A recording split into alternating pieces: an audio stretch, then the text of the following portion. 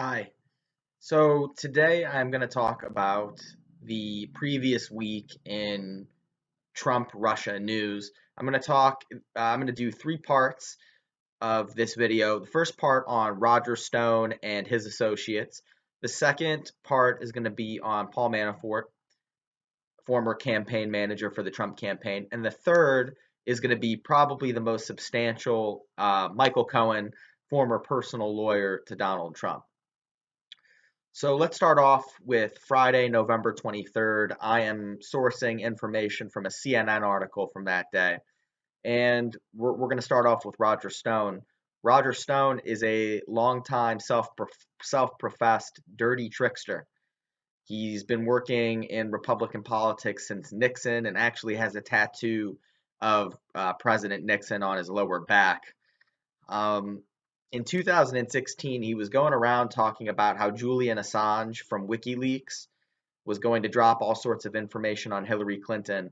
And we, as the public, did not know how he knew this information, if he was just making it up. Based on his past, he's sort of a wild card. People didn't really know what to expect from that.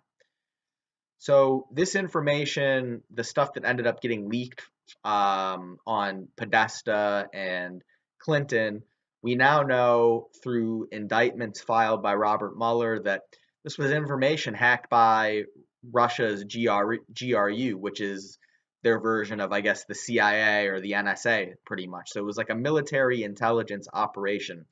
And it's highly likely that they coordinated with WikiLeaks based on their previously reported ties. WikiLeaks has tried to paint themselves as a full transparency organization, but over the past decade or so, it's sort of come to be seen that they have an agenda and they like to cause chaos. And even recently, Secretary of State under Donald Trump, Mike Pompeo, uh, characterized them as a hostile intelligence agency. So, uh, as a high level advisor to the Trump campaign, Stone provides a link from Trump to Russia, which I'll get into. But it goes as follows: Trump to Stone to an intermediary, which will be discussed, to Assange to Russia. Assange/WikiLeaks to Russia. So then back to this November 23rd article. A text message was released, actually by Stone himself, proving direct knowledge days before the release of the stolen Hillary Clinton's emails. The texts were between himself and longtime friend slash enemy Randy Credico, a progressive liberal activist who has a talk show host in New York City. And they sort of went back and forth, but the gist of it was Credico says Hillary's campaign will die this week. That's from October 2016, just days before the release of emails. And this sort of shows that Stone had previously denied knowing anything substantial. He had been going around saying that Assange was going to drop all of this information, but he sort of had plausible deniability. But these texts show that he was definitely aware of something brewing. So Credico could have easily been the intermediary between Stone and Assange. That's if Stone didn't directly meet with Assange, which is very possible, but would have been kind of tough given Assange's living situation in the Ecuadorian embassy in London.